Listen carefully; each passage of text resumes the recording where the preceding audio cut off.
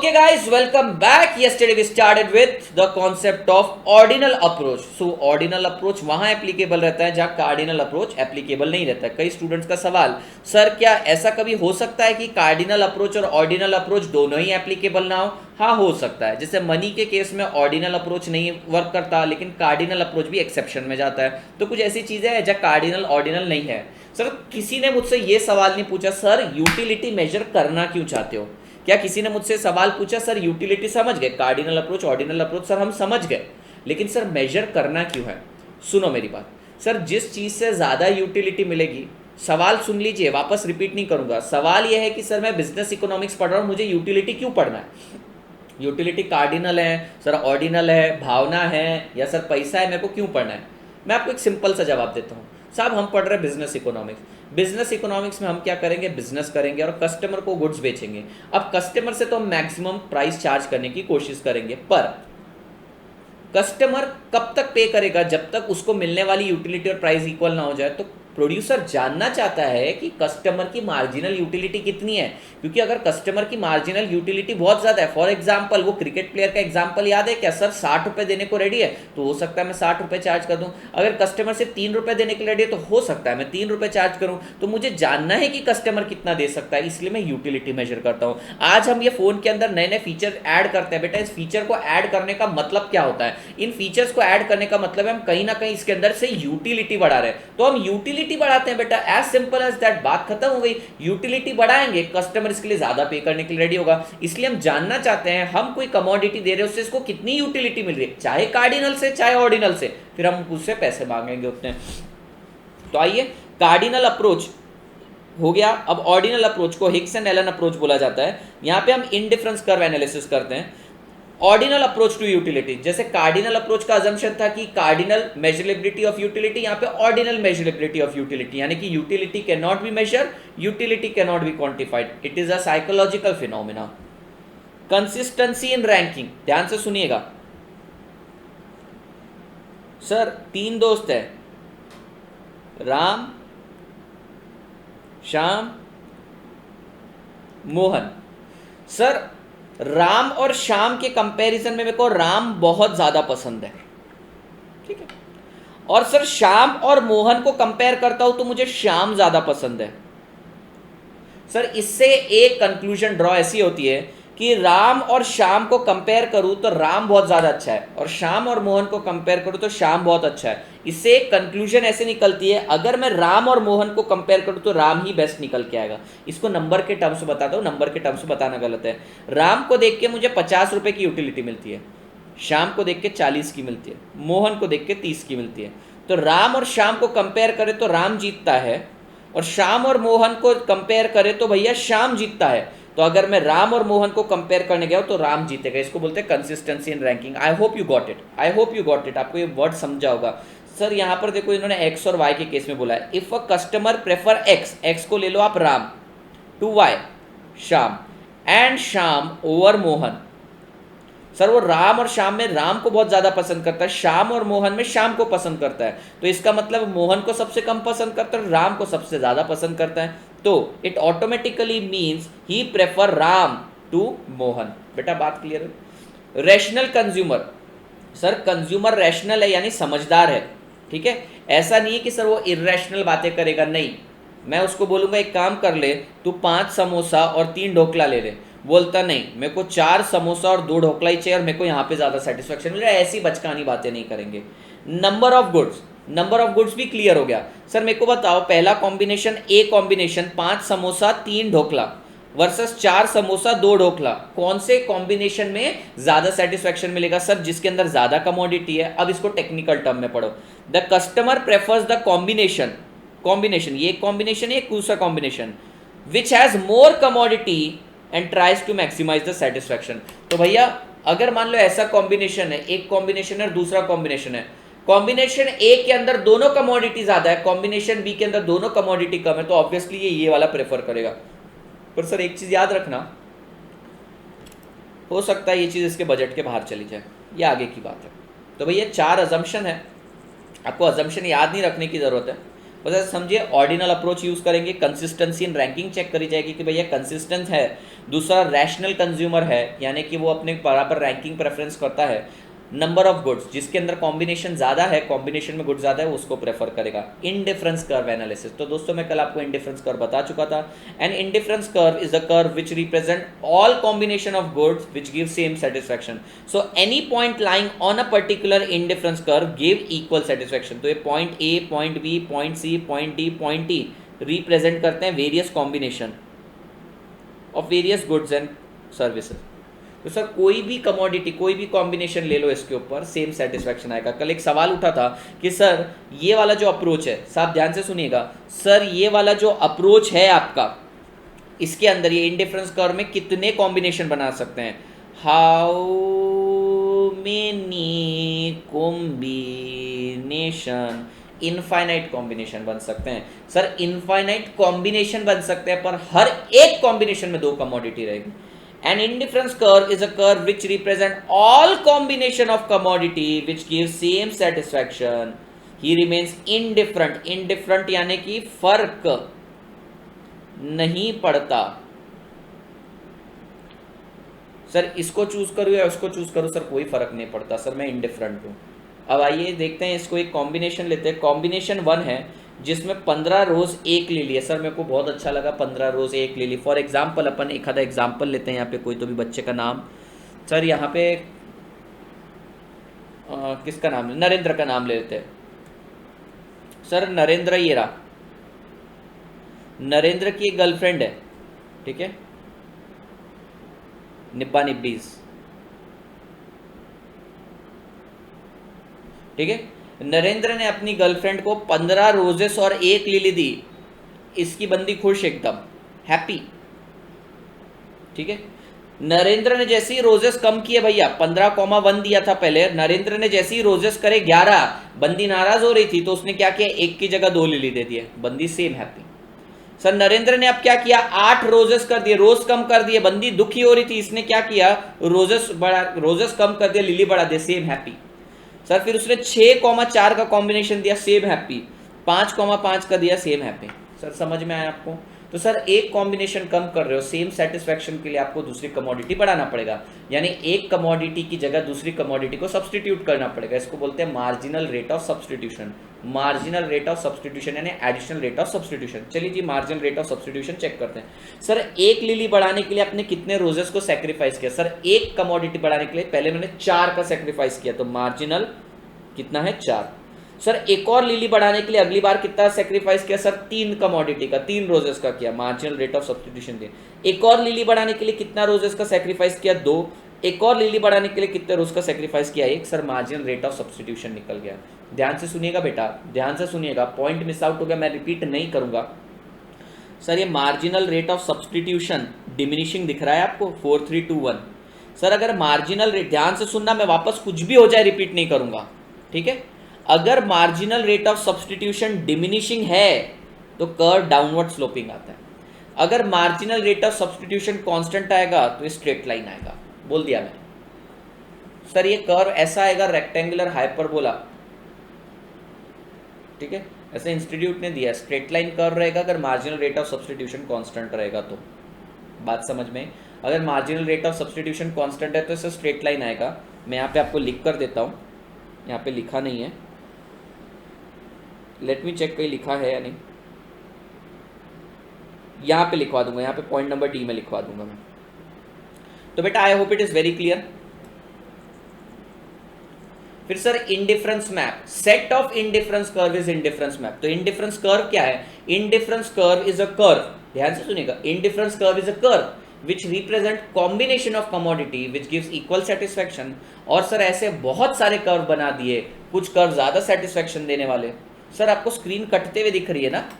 एक सेकंड दोस्त, मेरे वो कल की सेटिंग ना सेव नहीं करी थी मैंने, एक सेकंड दीजिए मुझे आप।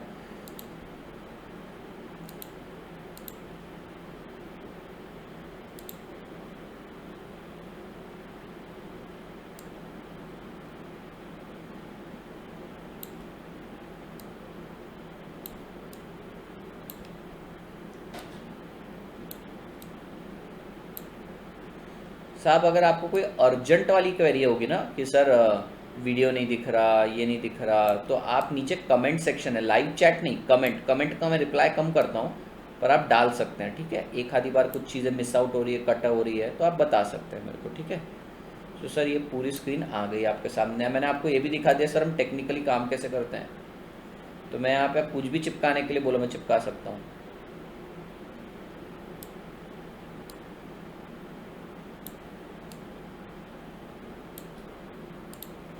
ठीक है दोस्त,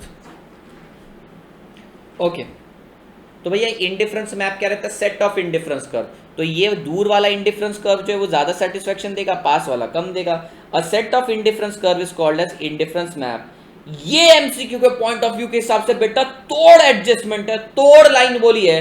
एंड इंडिफरेंस कर्व क्या बताता है? इंडिफरेंस कर्व सर ये पूरा का पूरा कस्टमर का टेस्ट एंड प्रेफरेंस बताता है। सर इंडिफरेंस मैप देखते से ही मुझे समझ में आता है कौन सी चीज से उसको ज्यादा सेटिस्फेक्शन मिल रहा है, कौन सी चीज से कम मिलने वाला है। जिस कॉम्बिनेशन से उसको कम मिलने वाला है वो कॉम्बिनेशन में बेचने की कोशिश नहीं करूंगा, जिससे ज्यादा मिलने वाला है वो मैं बेचने की कोशिश करूंगा। तो भैया किसी भी कस्टमर का इंडिफरेंस मैप देख के, भैया इंडिफरेंस मैप बनाना वैसे भी मुश्किल है, लेकिन फिर भी इंडिफरेंस मैप देख के कस्टमर की टेस्ट एंड प्रेफरेंस का पूरा पता लगाया जा सकता है। आई hope it is very clear. However, he prefers combination of higher indifference curve to the combination of lower indifference curve। यानी कि सर वो दूर वाला इंडिफरेंस कर्व ज्यादा पसंद करता है, पास वाला इंडिफरेंस कर्व कम पसंद करता है। पर सर बजट भी तो है अपना, वो भी तो है।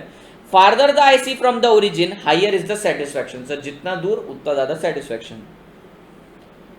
सर ये बिल्कुल रिश्तों के अपोजिट जाता है। सर रिश्ते जितने पास होते हैं उतना ज्यादा सेटिस्फेक्शन मिलता है, रिश्ते जितने दूर रहते हैं उसका सेटिस्फेक्शन कम मिलता है। ये उल्टा है सर, ठीक है। आप लोग याद मत रखो ऐसी अजीब अजीब चीजें। चाहिए मार्जिनल रेट ऑफ सब्स्टिट्यूशन आपको सिखा चुका। मार्जिनल रेट ऑफ सब्स्टिट्यूशन क्या है सर? एक कमोडिटी एक्स्ट्रा अक्वायर करने के लिए कौन सी कमोडिटी का सेक्रीफाइस कर रहे हो, तो जो कमोडिटी सेक्रीफाइस करते हो उसको बोलते हैं मार्जिनल रेट ऑफ सब्स्टिट्यूशन। यही बात अपन प्रोडक्शन फंक्शन में पढ़ेंगे, प्रोडक्शन में पढ़ेंगे तो वहां पे marginal rate of technical substitution पढ़ेंगे। पढ़ते हैं marginal rate of substitution. Marginal rate of substitution MRS indicate how much of one commodity substituted. Sir कितने रोज सब्स्टिट्यूट करें for how much of another commodity. Sir extra rose के लिए extra कितने, extra lily के लिए extra कितने रोज sacrifice किए, marginal rate of substitution. MRS is the slope of indifference curve. ये भी MCQ पॉइंट ऑफ के हिसाब से तोड़ एडजस्टमेंट, सब तोड़ है एकदम। मार्जिनल रेट ऑफ सब्स्टिट्यूशन क्या? स्लोप ऑफ इंडिफरेंस कर्व है। यानी सर आप इंडिफरेंस कर्व को अगर मैथमेटिकल लैंग्वेज में उसका स्लोप निकालेंगे तो MRS निकलता है। सर MRS डिमिनिशिंग ट्रेंड दिखाता है। और सर लास्ट देखना, इफ MRS इज कांस्टेंट, अगर MRS कांस्टेंट है तो IC curve will be a straight line।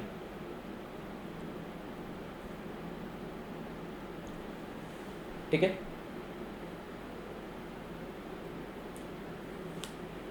चलिए सर खत्म करना है अपने को आज ये चैप्टर। फिर sir properties of indifference curve देख लेते हैं। बहुत सिंपल है सर, ये डाउनवर्ड स्लोपिंग है, moving from left to right, negatively sloped है, सारे के सारे पॉइंट सेम सेटिस्फेक्शन देते हैं। सारे के सारे पॉइंट, कोई भी पॉइंट ले लो सेम इंडिफरेंस कर्व पे तो सेम सेटिस्फेक्शन देंगे। पर सर दो इंडिफरेंस कर्व एक दूसरे को इंटरसेक्ट नहीं कर सकते। अब जरा देख लीजिए क्यों इंटरसेक्ट नहीं कर सकते। बेटा मेरी बात सुनिएगा ध्यान से, है ना, ये डाउट वापस नहीं आना चाहिए। सर ये है इंडिफरेंस कर्व 1 और ये है इंडिफरेंस कर्व 2, तो सर कौन सा वाला ज्यादा सेटिस्फेक्शन देगा? आप बोलेंगे सर ऑब्वियसली IC2 अपने को ज्यादा सेटिस्फेक्शन देगा। पर सर अगर मान लो गलती से ये कर्व ऐसा बन जाता है तो इसका मतलब क्या है सर? ये वाला पॉइंट लेट से A, ये वाला पॉइंट B, ये वाला पॉइंट C, ये वाला पॉइंट D, E और F। तो भैया अगर मैं ब्लू वाले इंडिफरेंस कर्व की बात करूं तो point number D, E, F, G, D, G, E, F same satisfaction दे रहे हैं। उसी तरीके से sir A, G, B, C ये भी सेम सेटिस्फेक्शन दे रहे हैं। सर इससे एनालॉजी क्या ड्रॉ कर सकते हैं? D is equals to G is equals to E is equals to F। और सर नीचे क्या बोल सकते हैं? A is equals to G is equals to B is equals to C। Sir देखो G यहां पर भी G कॉमन है, यानी कि मेरे को ये कहना पड़ेगा सर इसका मतलब ये हो गया यानी higher indifference curve lower indifference curve सब सेम सेटिस्फेक्शन दे रहे हैं। ऐसा नहीं हो सकता सर, इसलिए इंटरसेक्ट नहीं कर सकते। पढ़ते हैं सर इसकी प्रॉपर्टी, बार बार एग्जाम में पूछी जाती है। Downward sloping, negatively sloped, convex. बेटा कॉन्वेक्स इसको बोलते हैं कॉन्वेक्स। सर ये कॉन्वेक्स है, ओरिजिन से ऐसा चांद जैसा, convex to the origin due to diminishing marginal rate of substitution. बेटा मैं ये पॉइंट बार बार बता चुका हूं कि marginal rate of substitution diminishing है इसलिए कॉन्वेक्स है। अगर marginal rate of substitution constant होता तो स्ट्रेट लाइन बनता। ये दो पॉइंट तुम साथ में पढ़ोगे, कुछ भी हो जाए ये दो पॉइंट के ऊपर तुम्हें एमसीक्यू बनता ही बनता है, आपको ये पढ़ना है बहुत अच्छे से।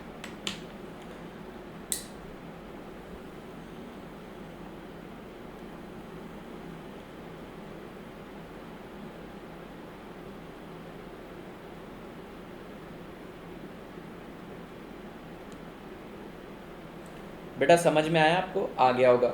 All indifference, all point on indifference curve give same satisfaction, higher IC higher satisfaction, no intersection. तो बेटा जहां बच्चा कंफ्यूज होता है मैं आपको दो तीन पॉइंट बताता हूं। पहला वाला, सर ये कॉन्वेक्स क्यों होता है, कॉन्वेक्स क्यों होता है, उसके लिए ये वाला पॉइंट है डिमिनिशिंग। सर ये स्ट्रेट लाइन क्यों होता है, अगर कांस्टेंट रहा तो ये लिख लीजिए आप, मैं बताऊंगा नहीं बाद में। और सर तीसरा पॉइंट वो बोलता है इंटरसेक्टिंग क्यों होता है, उसका एक्सप्लेनेशन दे दिया। सर अब लास्ट पॉइंट, फिर अपन इक्विलिब्रियम ड्रॉ कर लेंगे, चैप्टर खत्म है अपना, बिल्कुल चैप्टर खत्म है। फिर मैं आपको धपाधप एकदम रिवीजन करवाने वाला हूँ इसका, ठीक है। 10 मिनट टाइमर लगाएंगे और एक एक पॉइंट रिकैप करेंगे। आप सब लोग स्क्रीन रिकॉर्डिंग करेंगे, पिछले लेक्चर की भी स्क्रीन रिकॉर्डिंग आपने मुझे भेज दी थी, ये भी आप भेजेंगे, ठीक है। अब बेटा बात करते हैं बजट लाइन की। बजट लाइन क्या है सर, अपनी जेब, सर अपनी जेब, अपना बजट। सर देखो ज़्यादा सेटिस्फैक्शन के लिए ज़्यादा पैसा खर्च करना पड़ता है। इंसान क्या चाहेगा सर, फारदेस्ट आईसी पर पहुंचने की कोशिश करेगा सर, वो तो दुनिया जीतना चाहता है, पर क्या चीज़ उसको रोक देती है सर, बजट, उसको रिसोर्स रोक देता है, तो इसको बोला जाता है बजट। कस्टमर क्या चाहता है सर, ज़्यादा से ज़्यादा सेटिस्फैक्शन पाया जाए, ज़्यादा से ज़्यादा सेटिस्फैक्शन के लिए उसको पैसे चाहिए रहते हैं, तो वो चीज़ उसके बजट में नहीं है। तो भैया ये है बजट लाइन। अब ध्यान से सुनिएगा, any point lying on budget line represent full spending. Sir ये बजट लाइन सेटिस्फैक्शन की बात नहीं करता है, फुल स्पेंडिंग की बात करता है। यानी सर बजट लाइन पे अगर कोई कॉम्बिनेशन आ रहा है गुड्स का, गुड्स एक्स और गुड्स वाई का, यानी वो कॉम्बिनेशन आपने परचेस करने की कोशिश करी तो आपके पूरे के पूरे पैसे खत्म हो जाएंगे, कोई बात नहीं सर। अगर कोई पॉइंट उससे पहले है सर, बिलो बजट लाइन है, तो इट रिप्रेजेंट अंडर स्पेंडिंग, और सर कोई पॉइंट बाहर है तो वो है ओवर स्पेंडिंग। तो सर जो लाइन के बाहर बजट के बाहर, लाइन के अंदर बजट के अंदर, लाइन पे बजट में, बात समझ में। तो सर बजट लाइन क्या बताती है, budget line shows all the combination that a consumer can buy spending is money income on two goods. Sir पूरा का पूरा इंडिफरेंस कर्व एनालिसिस में टू गुड्स की बात करिए साहब। टू गुड्स से याद है, टू गुड नोट बने हैं मेरे भैया, नोट्स ऐसा बाप नोट बनाया ना मैंने। आप आज देखिएगा बीसीके का नोट चैप्टर नंबर 2, बेटा सिर्फ 1 घंटा लगा मेरे को, 2 दिखा रहा हूँ, 1 घंटा लगा मेरे को नोट्स बनाने। साहब मेरी नोट्स बनाने की स्पीड गजब है, मैं तूफान नोट्स बनाता हूँ। अगर मेरे को 2 घंटे मिल गए होता ना साहब, फाड़ दिया होता मैंने, लेकिन अगली बार, ठीक है। तो कंटेंट वही रहता है, कंटेंट हमेशा वही रहता है, पर सर आंखों को पसंद आना चाहिए, ऐसा बनाता हूँ। मेरे नए वाले आप नोट्स देखेंगे ना अगर इकोनॉमिक्स के, तो वो और तूफान बने रेगुलर क्लास वाले, तो भाई मज़ा आ जाएगा। जैसे कि मैंने वादा किया था, आज मैं आपको चैप्टर नंबर 2 के दे दूंगा, और मंडे को आपको चैप्टर 1, 2, 3, 4 और 5 के दे दूंगा। 6 में मैं कटशट नहीं करने वाला, कटशट नहीं करूंगा, वो लंबा चैप्टर है, उसको वैसे ही पढ़ेंगे, ठीक है। चलिए आगे। Sir budget line is also called as, इस पर भी क्वेश्चन बनता है, सर बजट लाइन को क्या क्या बोला जाता है। Budget line is also called as, sir कहाँ गया, budget line is also called as price line, price opportunity line, price income line, budget constraint line. तो ये सब सिनोनिम्स है, price line, price opportunity line, price income line, budget constraint line. I hope आपको याद रहेंगे।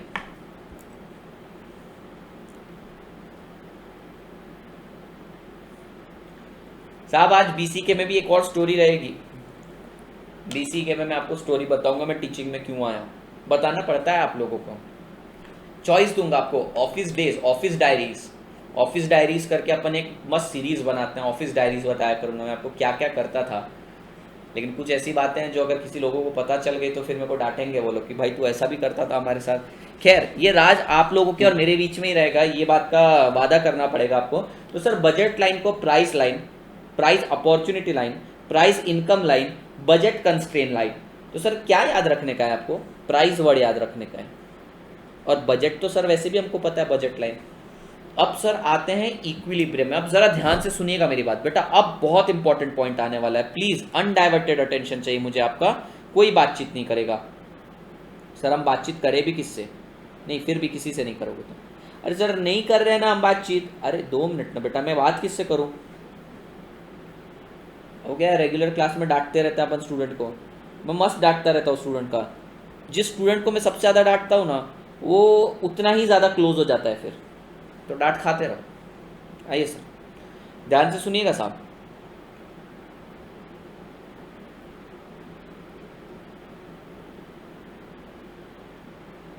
Sir ये रहा आपका इंडिफरेंस कर्व एक, सर ये रहा दूसरा इंडिफरेंस कर्व। सर ये इंटरसेक्ट नहीं करते हैं कभी किसी को? सर ये रहा आपका तीसरा indifference curve.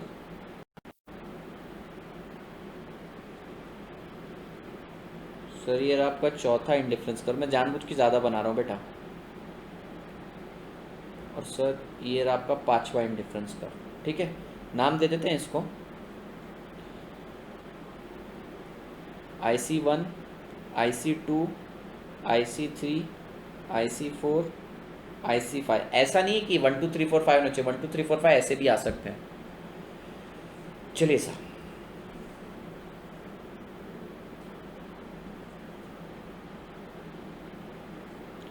Sir rainbow colour से कट करेंगे इसको अपन।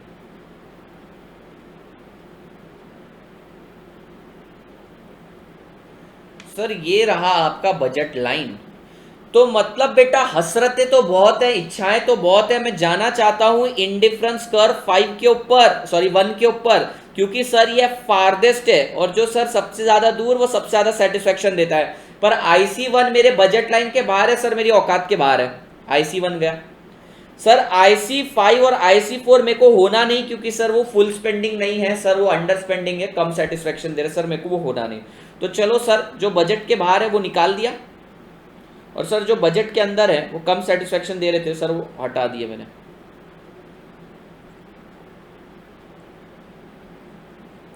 सर अब बात करते हैं बहुत बहुत important conclusion sir, point number A, point number B, point number C की बात करते हैं। बेटा गौर से, बिल्कुल पारखी नजरों से, पारखी यानी कि भैया सुनार की नजरों से देखो, क्या पॉइंट A, पॉइंट B और पॉइंट C बजट लाइन पे लाई कर रहे हैं? हाँ sir, point A, point B, point C तीनों बजट लाइन पे लाई कर रहे हैं, BUDGET, बजट लाइन पे लाई कर रहे हैं।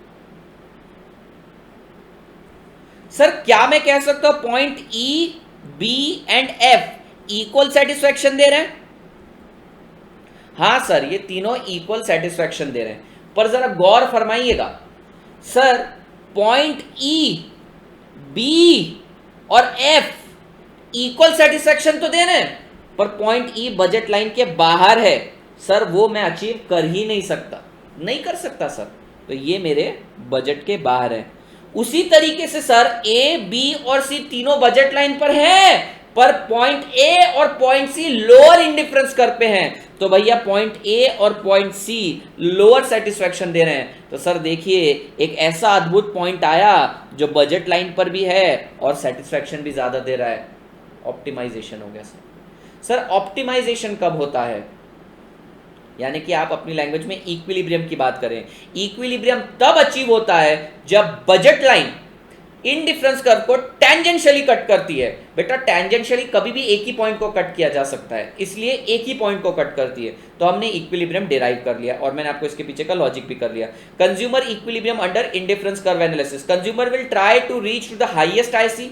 However, his objective of buying higher quantity is restricted by budget line. Thus, the consumer is in equilibrium when he derives maximum satisfaction from the goods and there is no position to rearrange his purchase. No position to rearrange his purchase मतलब sir maximum satisfaction budget में। ये assumption छोड़ दो, मेरे से पूछना मत, ये रिपीट हुए assumption।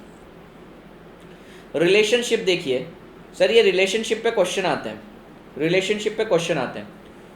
मैंने आपको इक्विलिब्रियम के लिए क्या बोला बेटा? मैंने आपको इक्विलिब्रियम के लिए क्या बोला? इक्विलिब्रियम तब होता है when budget line cuts indifference curve tangentially, तब इक्विलिब्रियम अकर होता है। ठीक है, अब इंडिफरेंस कर्व मैं इसको इंडिफरेंस कर्व लिखता हूँ और इसको बजट लाइन लिखता हूँ।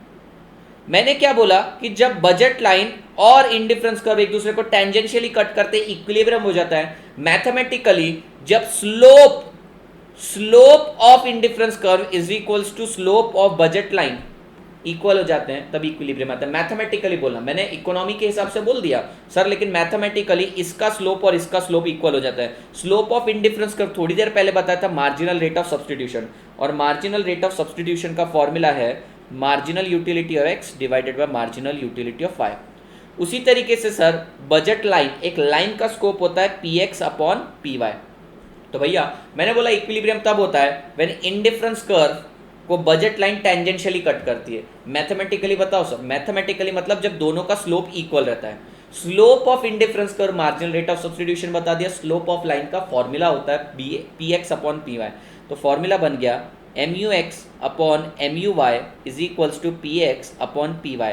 बेटा इसको मैं रीअरेंज करके ऐसे लिख सकता हूँ, M U X upon P X is equals to M U Y upon P Y. Sir ये कहीं तो भी सुना हुआ लगता है, देखा हुआ नहीं सर, सुना हुआ लगता है। M U X upon P X is equals to M U Y upon P Y. ओ साहब आपने तो प्रूव कर दिया सर हमको, सर आप महान हैं। चाहे इनडिफरेंस कर्व अप्रोच यूज करें यानी कार्डिनल अप्रोच करें या ऑर्डिनल अप्रोच करें, इक्विलिब्रियम तो इसी फॉर्मूले से आएगा। यानी कि मेजरमेंट का तरीका कुछ भी हो, आंसर इसी से आने वाला है। चलिए जी मैंने चैप्टर कर लिया है। नाउ बेटा नाउ सर मैं आपकी 8:42 हुए हैं सर, 8:42 हुए हैं। आज ये चैप्टर का क्यूमुलेटिव रिवीजन होगा। और बेटा आप मेरी बात मानिए, दनादन सरप्राइजेस लेकर आ रहा हूँ आपके लिए। लेकिन मंडे से हम चैट कम किया करेंगे, हम चैट करेंगे 10:30 के बाद, आधा घंटा बैठ के चैट करूंगा मैं, ठीक है। और मंडे से अपन ये भी करने वाले 9 के बाद, 9 से 9:30 के बीच में चैट करेंगे। जिसको एग्जिट करना है वो कर सकता है। तो क्या है ना, अपना ज्यादा पोर्शन कवर होगा। 15 तारीख इज द डेडलाइन, याद रखिए। मैं कितना भी फास्ट जाऊं कितना भी स्लो जाऊं, 15 तारीख इज द डेडलाइन, ठीक है बच्चा। बीच में 5 तारीख को मैराथन भी अपलोड हो जाएगा और BCK का मैराथन 15 तारीख के बाद आएगा और अपना मैराथन तोड़ होने वाला है साहब। मैं सिलेबस का एक पॉइंट नहीं छोड़ता, ये मेरी स्पेशलिटी है। तो मैं चैट ऑन कर रहा हूँ, आप मुझे फटाफट अगर आप कमेंट टाइप कर सकते हैं, लाइव चैट में कमेंट टाइप कर सकते हैं, तो मुझे बताइए कि सर पहले रिकैप करवा दूं, पहले रिकैप करवा देते फिर चैट करते हैं। चलिए जी फोन में स्क्रीन रिकॉर्डिंग ऑन करिए बेटा, फोन में स्क्रीन रिकॉर्डिंग ऑन करिए। टाइमर रखेंगे अपन 10 मिनट का पूरा चैप्टर सर तोड़ तरीके से कवर करना है, ठीक है। ये आपके लिए एग्जाम टाइम पे मैं बोलने वाला हूं, ऐसा हो जाएगा।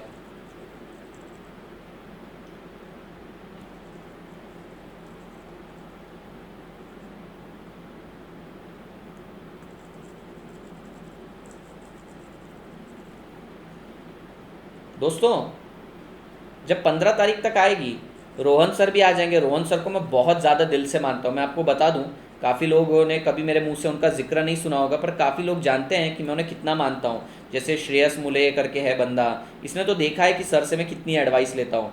मैंने जब मेरी टीचिंग एक अकेडमी में स्टार्ट करी थी, तब रोहन सर ने ही मुझको गाइड किया है कि सर ऐसे ऐसे पढ़ाते हैं। और मैं आपको एक और बहुत अच्छी बात बताऊं साहब, वो मेरे गुरु हैं इस सब्जेक्ट के लिए। कैसे गुरु हैं सर आपके? आपको पता है जब मैं एक अकेडमी मैंने ज्वाइन किया था, उससे पहले रोहन सर ये सब्जेक्ट वहाँ पढ़ाते थे। सर ने बोला आदित्य तू अच्छा भी पढ़ाता है, प्लस यार तू मतलब स्टूडेंट के बीच में फेमिलियर भी है, प्लस तेरा इकोनॉमिक्स इंटर का अच्छा चल रहा है, मैं वैसे भी बहुत ओवर ऑक्यूपाइड हूँ, एक काम करते हैं तू ये मेरा सब्जेक्ट पढ़ा ले।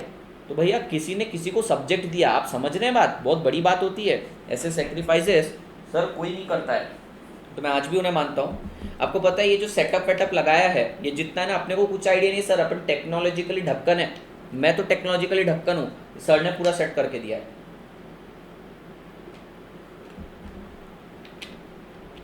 आपको इंटर में IT वाईटी का सब्जेक्ट होता था, अरे IT वाईटी का सब्जेक्ट तो सर तेल लेने गया। रियल लाइफ में टीचर्स ना किसी काम के नहीं रहते, लेकिन रोहन सर को, तो मैं किसी की बुराई नहीं कर रहा, पर मैं पर्सनली जानता हूँ रोहन सर को टेक्नोलॉजी का इतना नॉलेज है सर। बाप आदमी है वो, मतलब हर चीज़ में अच्छे हैं सर, पोलाइट। उनके नोट्स देखो, मेहनत आपको दिखती है।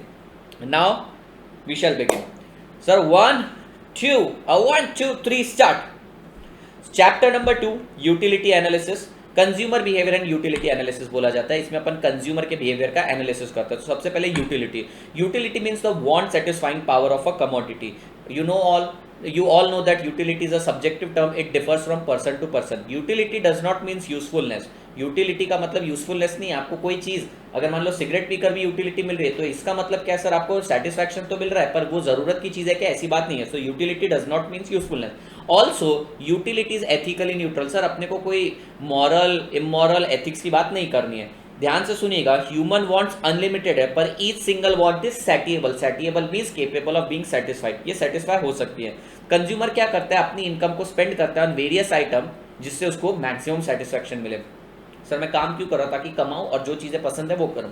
अब ये बात अलग है कि मेरे को काम करने में ही यहाँ पे ज्यादा सेटिस्फैक्शन मिल रहा है। चलिए सर, दो अप्रोच होते हैं, कार्डिनल और ऑर्डिनल। कार्डिनल अप्रोच दिया है अल्फ्रेड मार्शल ने, ऑर्डिनल अप्रोच दिया है हिक्स एंड एलन ने। कार्डिनल अप्रोच में बोला जाता है utilities measurable and quantifiable. Ordinal approach में बोला जाता है utilities not measurable, it is not quantifiable, it is just psychological phenomena.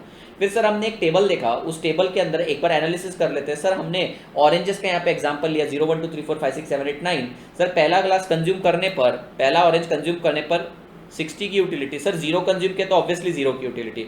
तो सर पहला ग्लास कंज्यूम किया 60 की यूटिलिटी। यूटिलिटी का मतलब क्या है सर, मार्जिनल यूटिलिटी का मतलब क्या होता है, मैक्सिमम अमाउंट रेडी टू पे। रेडी टू पे सर पहले के लिए 60 पे करने के लिए रेडी था, दूसरे के लिए 50 40 30 20 10 0, क्योंकि सर सेटिस्फैक्शन हो रहा है। इसके बाद तो सर उल्टी हो जाएगी।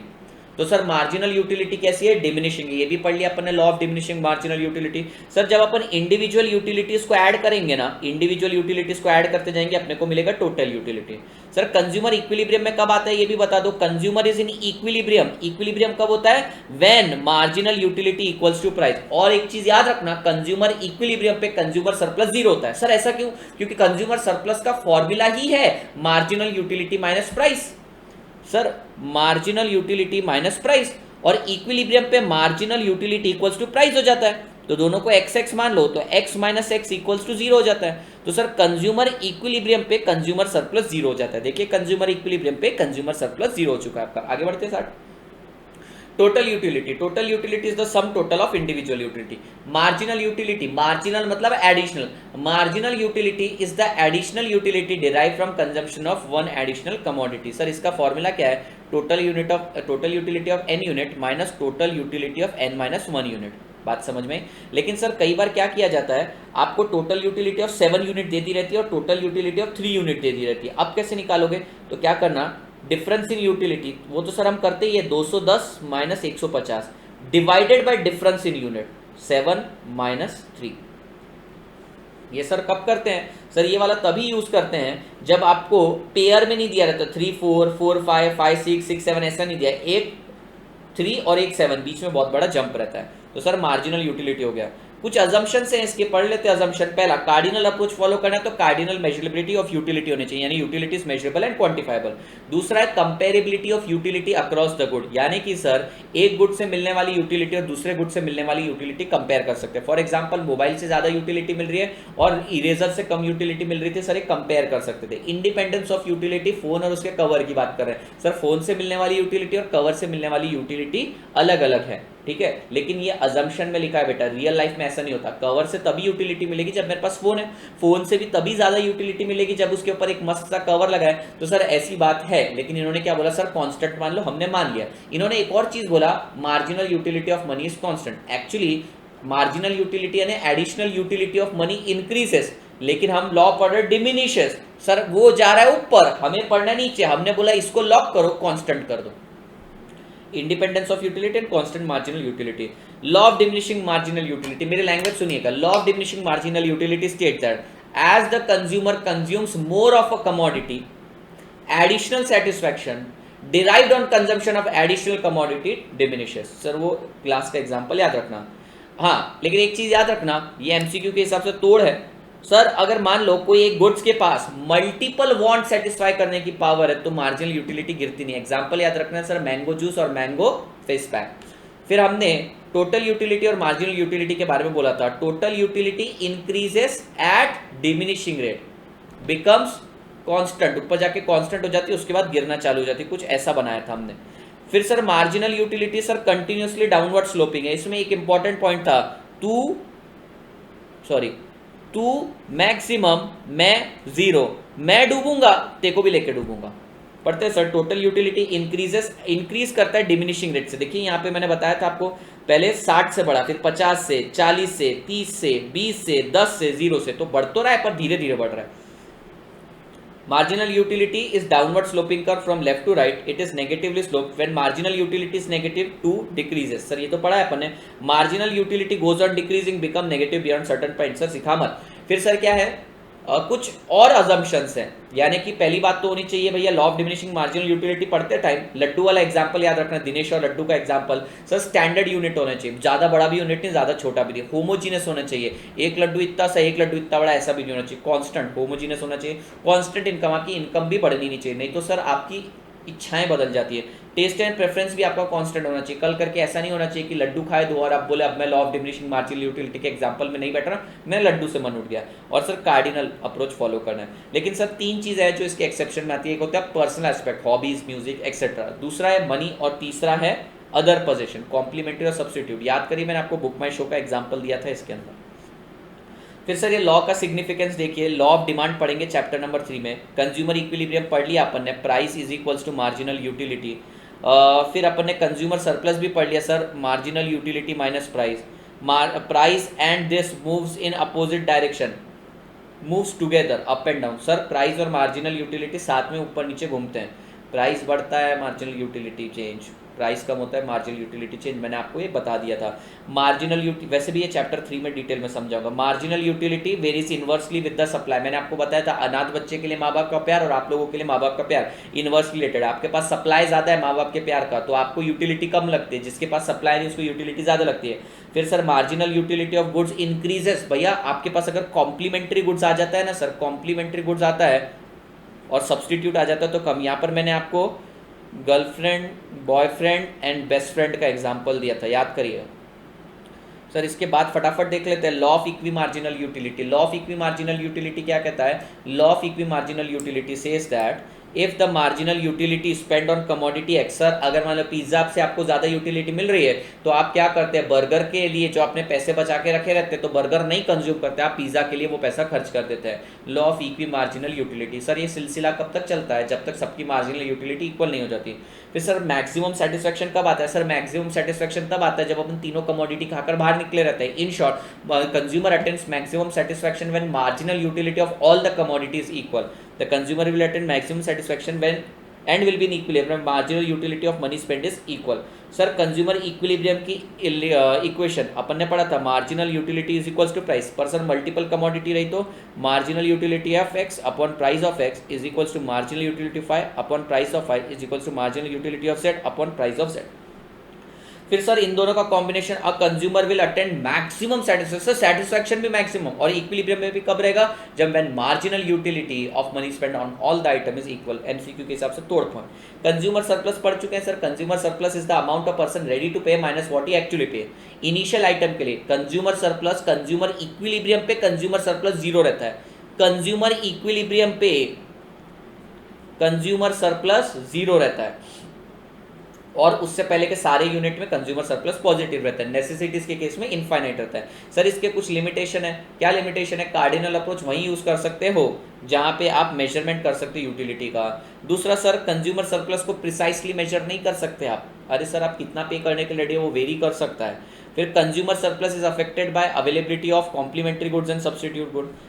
नेसेसिटीज के केस में कंज्यूमर सरप्लस इनफाइनाइट रहता है। प्रेस्टिजियस गुड्स के केस में नहीं निकाल सकते अपन। और सर आपने बोला है marginal utility of money is constant, ये रॉन्ग असम्पशन है, उन्होंने याद दिला दिया सर अपने को। फिर मैंने आपको बताया था ये वाला जो एरिया ये टोटल यूटिलिटी है, ये प्राइस है, तो ये क्या हो गया? कंज्यूमर सरप्लस हो गया। आइए सर फिर अपन ने ऑर्डिनल अप्रोच पढ़ा। ऑर्डिनल अप्रोच को हिक्स एंड एलन अप्रोच बोला जाता है। यहाँ पर कॉम्बिनेशन ऑफ टू कमोडिटी ली जाती है जो इक्वल सेटिस्फेक्शन देता है। ठीक है, तो ये वाले ऑर्डिनल अप्रोच के कुछ अजम्पशन है। पहला अजम्पशन ये है कि ऑर्डिनल मेजरेबिलिटी ऑफ यूटिलिटी, यानी यूटिलिटी को मेजर और क्वांटिफाई नहीं कर सकते। दूसरा है सर रैंकिंग। अगर आपको x पसंद है y के कंपैरिजन में, y पसंद है z के कंपैरिजन में, ऑटोमेटिकली मींस आपको x और z के कंपैरिजन में x पसंद है। दूसरा कंज्यूमर रैशनल है सर, वो दिमाग वाला है। और चौथा सर नंबर ऑफ गुड, जिसके अंदर ज्यादा गुड्स रहेंगे वो आप ज्यादा प्रेफर करोगे। सर आपको 5 चॉकलेट प्लस 10 गिफ्ट ज्यादा प्रेफर करोगे या 4 chocolate plus 9 gift? Sir obviously rational consumer, अभी कोई बावला इंसान बोलेगा नहीं सर मुझे 4 चॉकलेट और 9 गिफ्ट चाहिए, मेरे को डायबिटीज है, तो ये इरैशनल कंज्यूमर है, इसलिए उन्होंने स्टार्टिंग में बोल दिया रैशनली बात कर, मजाक में बात मत कर। फिर सर इंडिफरेंस कर्व एनालिसिस पढ़ लिया। इंडिफरेंस कर्व मतलब कर्व जो इक्वल सेटिस्फैक्शन देता है, any point lying on indifference curve equal satisfaction. फिर sir marginal rate of substitution पढ़ा अपन ने, नरेंद्र कुमावत और उसकी गर्लफ्रेंड का एग्जांपल लिया, वो उसको 15 रोज और 1 लिली दे रहा था, खुश, लेकिन जैसे उसने रोज कम किया 1 लिली बढ़ानी पड़ी, एक और रोज कम किया लिली बढ़ानी पड़ी, रोज कम किया लिली बढ़ानी पड़ी। तो भैया जब उसने 1 लिली बढ़ाई तो कितने रोज कम किए? 4। एक और लिली बढ़ाई, कितने रोज कम किए? 3। एक और लिली बढ़ाई, रोज कितने कम किए? 2। तो भैया ये मार्जिनल रेट ऑफ सब्स्टिट्यूशन है, एक बढ़ाने के लिए दूसरा सेक्रीफाइस किया। और ये देखिए आप डिमिनिशिंग है इसलिए डाउनवर्ड स्लोपिंग, ये कॉन्वेक्स है, ठीक है। कॉन्वेक्स क्यों है? क्योंकि एमआरएस डिमिनिशिंग है। अगर सर ये कांस्टेंट रहता 4 4 4 4 तो लाइन ऐसी आती, स्ट्रेट लाइन आती। फिर सर इंडिफरेंस मैप क्या करता है? कंप्लीट प्रेफरेंस दिखाता है कंज्यूमर के टेस्ट एंड प्रेफरेंस की। Higher indifference curve higher satisfaction, lower indifference curve lower satisfaction देता है आपको। मार्जिनल रेट ऑफ सब्स्टिट्यूशन बता दिया। मार्जिनल रेट ऑफ सब्स्टिट्यूशन को स्लोप ऑफ इंडिफरेंस कर्व भी बोला जाता है, एमसीक्यू के हिसाब से तोड़ क्वेश्चन। ये डिमिनिशिंग क्यों है सर? ये ऐसा कॉन्वेक्स क्यों आता है? क्योंकि sir diminishing marginal rate of substitution, constant marginal rate of substitution रहता तो सर क्या होता? Constant marginal rate of substitution में स्ट्रेट लाइन आती है। फिर सर इंडिफरेंस कर्व की प्रॉपर्टी बताइए। It is downward sloping, moving from left to right, negatively slope, convex to the origin, diminishing marginal rate of substitution के कारण intersect नहीं कर सकते। Higher indifference curve higher satisfaction, lower indifference curve lower satisfaction. बात समझ में आई होगी बेटा? फिर बेटा बजट लाइन, बजट लाइन है अपनी औकात लाइन, इसके 4 नाम थे, कौन कौन से? Budget line, price line, price opportunity line, price income line, budget constraint line. Easily याद हो जाएंगे आपको। कैसे sir? Price price price budget याद रखना। ये क्या बताता है sir? Any point lying on budget line represent full spending on 2 goods. Sir budget line पे भी 2 कमोडिटी, कैसे पता सर? कोई भी पॉइंट ले लो सर, लेट से मैंने ये वाला पॉइंट लिया, तो सर देखो आपके पास x इतना है y इतना है, या फिर x इतना है y इतना है, तो sir combination of 2 commodity. Sir अगर मान लो यहाँ पर रहा तो एक ही कमोडिटी है और यहाँ पर रहा तो एक ही कमोडिटी है, लेकिन यहाँ पर कॉम्बिनेशन ऑफ कमोडिटी है, तो any point lying on a budget line, any point lying on budget line represent full spending. Budget line के नीचे अंडर स्पेंडिंग, बजट लाइन के ऊपर ओवर स्पेंडिंग। फिर भैया अपन ने कंज्यूमर इक्विलिब्रियम देख लिया। कंज्यूमर इक्विलिब्रियम कब अचीव करता है? When budget line cuts indifference curve tangentially. Sir ये तो बात हो गई आपकी ग्राफिकली, मैथमेटिकली बताएं तो बजट लाइन के स्लोप को बोला जाता है px upon py is equals to slope of indifference curve marginal rate of substitution is equals to marginal utility of x upon marginal utility of y। Sir इससे formula बन गया mu(x) upon px is equals to mu(y) upon py। और same चीज अपन ने cardinal approach में भी देखी थी। बेटा स्क्रीन रिकॉर्डिंग स्टॉप करो और मुझे भी भेजना। जी सर, अब मैं क्वेरीज ऑन कर रहा हूँ। I hope you like the session. साहब अब हर 2 लेक्चर के अंदर मेरी बात सुनिए, अपने पास कितने चैप्टर हैं मैं आपको 2 मिनट बता दूं। अपने पास कितने चैप्टर है बेटा? मेरे हिसाब से 8 चैप्टर होते हैं। कितने चैप्टर हो गए? 2 चैप्टर। हर चैप्टर को अब अगले 2 चैप्टर, हर चैप्टर को 2 लेक्चर लगने वाले हैं, यानी टेंटेटिवली 12 लेक्चर मुझे और लगने वाले, जिसमें बिजनेस साइकिल को 1 ही लगेगा लेकिन प्रोडक्शन को 3 लग जाते हैं, तो वो बैलेंस ऑफ हो जाएगा। तो मेरे हैं 12 सेशन। तो आप मुझसे अगर सवाल पूछेंगे सर कब खत्म होगा, 15 को मैं टेंटेटिव पकड़ के भी चला हूँ, लेकिन हो सकता है आने वाले संडे को मैं 4 सेशन मार दूँ। हो सकता है सर आपका शेड्यूल फ्री होगा, मैं आपसे पूछ के ही मारूं तो सर और जल्दी सिलेबस हो जाएगा। मैं जल्दी करने की घाई में नहीं हूं, अपना टारगेट 15 को ही है, क्योंकि उसके बाद आपके पास लगभग 1 महीना बचना चाहिए। लेकिन सर आप ये भी याद रखना, साथ ही साथ हर 2 लेक्चर के अंदर, मेरी बात सुनिएगा, ऑलमोस्ट हर 2 लेक्चर के अंदर आपका बीसीके भी कंप्लीट हो जाएगा। यानी बीसीके में अब हमारे कितने चैप्टर बाकी है सर? 5, यानी कि उसको कितने लगेंगे दिन? 10। तो 15 तारीख इज द डेडलाइन। आप मुझसे पूछिएगा मत कैसे होगा, मैं आपको डिटेल में 100% कवरेज करवा रहा हूँ। सर 15 तारीख के बाद क्या करोगे? एग्जाम के दिन तक, जब तक पेपर लिख कर नहीं आते तब तक डेली आपका लाइव चलता जाएगा। अब भैया अपना 2 सब्जेक्ट और भी आ जाएंगे, लेकिन ये सब्जेक्ट का रोज रिविजन होगा, आपको 2.5 घंटा मेरे साथ देने हैं। अगली बार से पता है मैं क्या करने वाला हूँ? जब हमारा सिलेबस पूरा हो जाएगा, ऐसे 2 सेशन नहीं रखूंगा, एक ही लंबा सेशन रखूंगा कंटिन्यूस। हम 1 घंटा करेंगे इकोनॉमिक्स और 1 घंटा फिर बीसीके कर लेंगे, पूरा कंप्लीट कर देंगे। साथ ही साथ सर ये भी याद रखिए, जैसे ही अपने एक चैप्टर कंप्लीट होंगे सीधा अपन अनअकैडमी पर भी शिफ्ट करने वाले, वहां पर भी जाके एमसीक्यू सॉल्व करवाने वाले, तो आपको टेंशन लेने की जरूरत नहीं है। रोहन सर भी आपके 2 सब्जेक्ट संभाल लेंगे। बेटा अब मैं चैट्स ऑन कर रहा हूँ, मुझे आपसे बात करनी है, ठीक है? Lecture wise lecture is done. कितने मिनट लगाए मुझे ये भी बताना दोस्त, हमने रिकॉर्डिंग में कितने मिनट लगाया मेरे को कोई बताना, एक ही जन बताना कोई, ठीक है? सर मेरे को तो मज़ा आया, आपका तो पता नहीं, मुझे तो मज़ा आता है बहुत।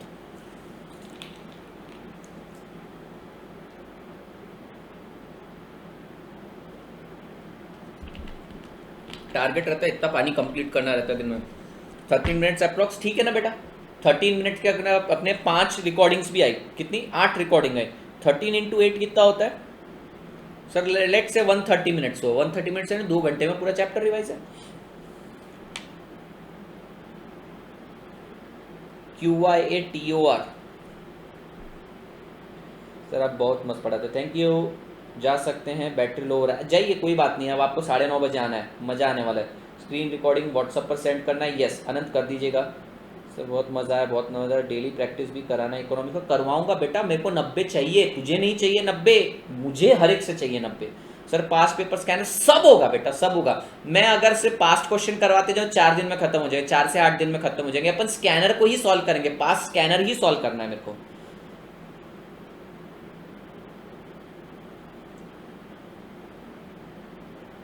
अरे मैंने बोला ना मैं तुम्हें अनअकैडमी पर ले जाऊंगा बेटा, लीडरशिप बोर्ड है, हर क्विज के लिए टॉप 3 रैंकर्स को छोटा मोटा कुछ ना कुछ गिफ्ट मिलेगा। हो सकता है कैलकुलेटर भेज दिया, भैया मैं कैलकुलेटर भेजूंगा तो साथ में एक लेटर हाथ से लिख कर भेजूंगा, ध्यान से सुनिएगा बेटा। मार्जिन रेट ऑफ सब्स्टिट्यूशन की कंडीशन नहीं है, बस ये रिद्धि अग्रवाल याद रखो, नरेंद्र कुमावत के पास पैसे कम हो रहे थे तो वो रोज कम कर रहा था, पर गर्लफ्रेंड को खुश रखने के लिए दूसरी कमोडिटी बढ़ानी भी पड़ती है। एक चीज़ याद रखिएगा साहब, मैं अपनी तरफ से जितने भी लोगों को, देखो मेरे को खर्चा आएगा उस चीज़ पर स्टूडेंट मेरे को 400 रुपये खर्चा आएगा, पर सर चलिए कोई बात नहीं, आप लोगों के लिए करेंगे। तो हर क्विज के लिए मैं आपको एक लेटर भी भेजूंगा, मेरे हाथ से पर्सनलाइज्ड लेटर भेजूंगा, पूरा तरीके से पूरा उसको प्रिंट आउट निकालूंगा, उसमें मेरा साइन रहेगा एक अच्छे से इस पे, और आपको मेरी तरफ से गिफ्ट जाने वाला है। सर 15 तारीख के बाद में लेक्चर नहीं होंगे क्या? अरे 15 तारीख से रिवीजन चालू हो जाएगा, 15 तारीख से स्कैनर चालू हो जाएंगे, पास्ट एग्जामिनेशन क्वेश्चन सब चालू हो जाएगा। सर क्विज कब होगी? मैं आपको बता दूंगा, अभी तो आज नहीं है, कल भी नहीं है, मंडे को होने वाली, ये तो डेफिनेट है। मंडे को BCK के 2 चैप्टर की क्विज होने वाली है, और कब होगी? लेक्चर के बाद आएगी। सर हर क्विज के 3 टॉपर दोगे या ओवरऑल? हर क्विज के 3 ना बेटा, वैसे भी मेरे को लेने कितने क्विज थे, 6-7 क्विज तो लेने, 6-7 हज़ार खर्च होगा, जान देना सेठ, क्या टेंशन ले रहे अपन। सर कौन से सब्जेक्ट का क्विज होगा? BCK का होगा और इकोनॉमिक्स का भी होगा, मैं लेता हूँ बराबर। सर अनअकैडमी इंस्टॉल करिए, इंडिफरेंस कर्व को थोड़ा शॉर्ट में समझा दीजिए। अंकुश आप कितनी देर पहले ज्वाइन किए? क्योंकि मैंने आज का पूरा 1 घंटा वही पढ़ाया।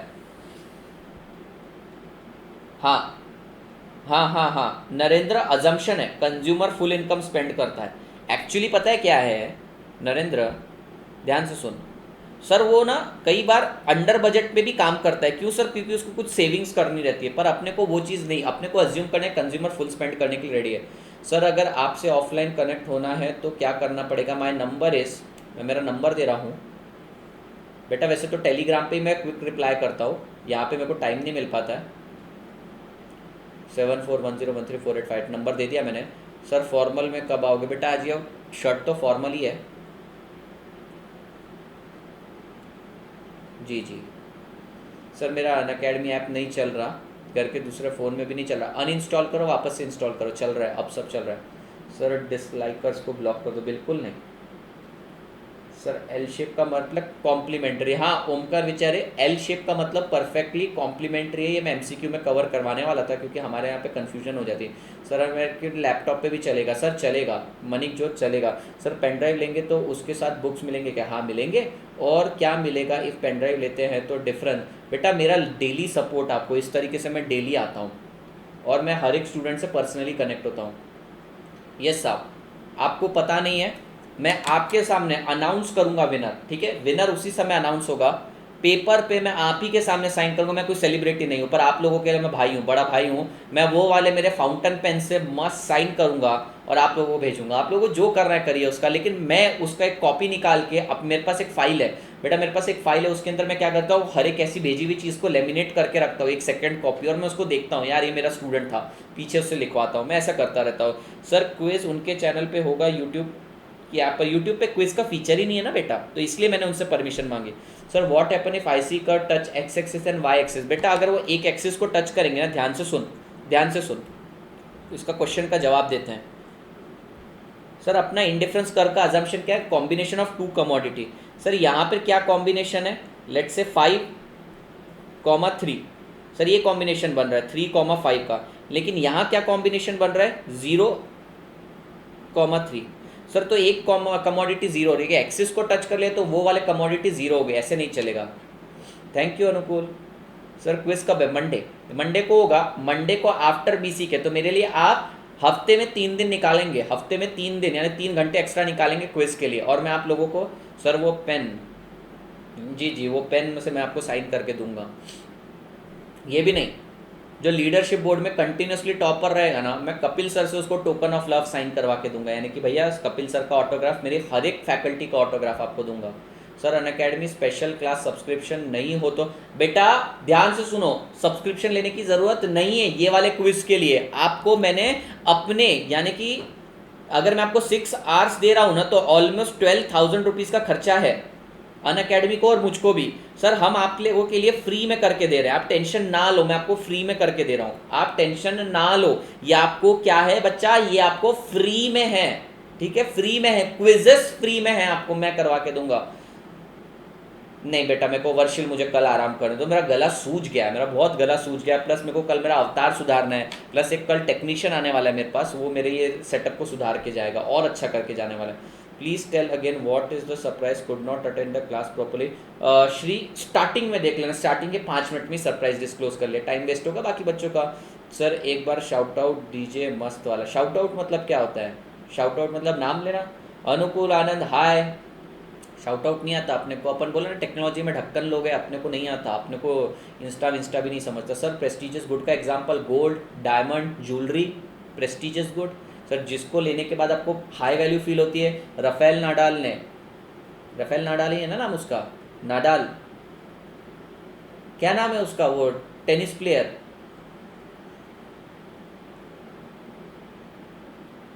नाडाल ही है, ठीक है। तो उसने भैया वॉच पहनी 7.5 करोड़ की, प्रेस्टीजियस गुड, उसको पहनने के बाद उसको बहुत अच्छा लगा, और सर देखने में ऐसी छपरी वॉच लग रही थी ना, मैं आपको बता रहा हूँ, सर्च करो राफेल नाडाल डालो सर, वो छपरी वॉच थी उसकी, 7 करोड़ की वॉच, तो प्रेस्टीजियस गुड। बीसीके में मिलते हैं सर, बीसीके के नोट्स में अपलोड कर देता हूँ, आप मुझसे बात करते रहिए, मैं बीसीके के नोट अपलोड कर रहा हूँ टेलीग्राम पे, सीए फाउंडेशन आदित्य पे, ठीक है। मैं टेलीग्राम के नोट अब भी आपके सामने अपलोड कर रहा हूँ, आपको मैं मेरी स्क्रीन दिखा नहीं सकता, आप करिए बात बेटा मेरे साथ, कोई टेंशन की बात नहीं है। आज आपको पता है मेरा 11 से 12 एक और लेक्चर है,